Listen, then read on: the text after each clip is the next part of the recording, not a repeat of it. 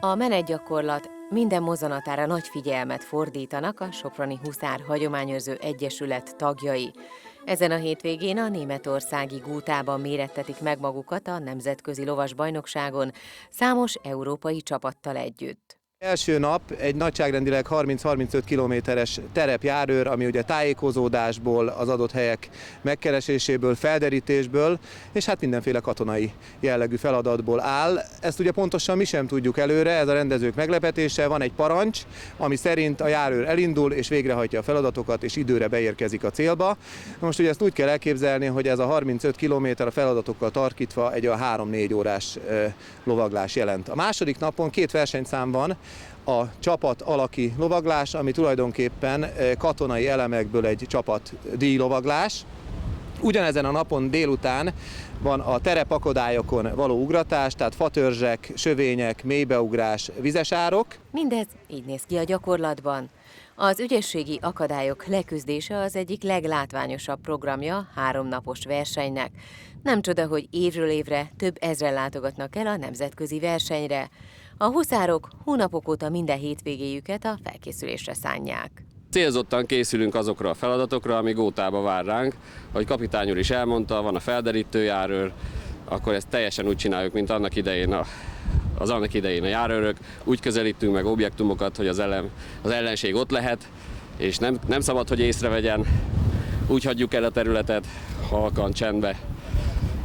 És bár itthon vagyunk, de úgy csinálunk, mintha idegen területen lennénk. Célzottan felkészülünk a fegyveres alaki gyakorlatokra. Megépítettük, hát ki van írva ugye már hónapokkal előtte, hogy mi lesz pontosan a fegyveres pálya. Mi lesz az alaki gyakorlat feladata. Milyen elemekből kell, hogy összerakjuk.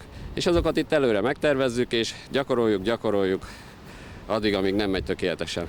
A közönség kedvence a 3. versenynap, amikor fegyveres akadálypályán bizonyítanak majd a különböző nemzetek lovasai. Ez sem fog ki a soproni huszárokon, akik szívvel, lélekkel végzik dolgukat. Itt igazából arról a tudatos munkáról van szó, amit a Soproni Huszár Hagyományőrző Egyesület most már olyan 7-8 éve elkezdett és folytat.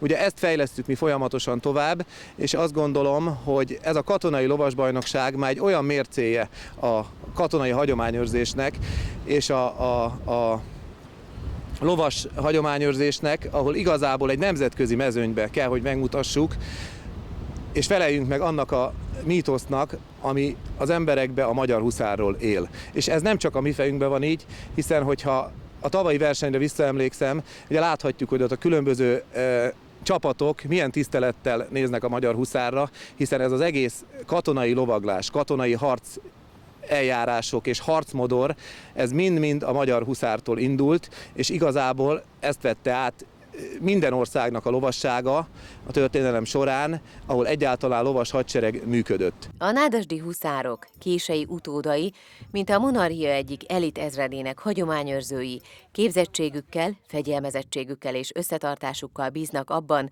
hogy a németországi versenyen sikerül a legméltóbb módon megidézniük a magyar huszárok emlékét.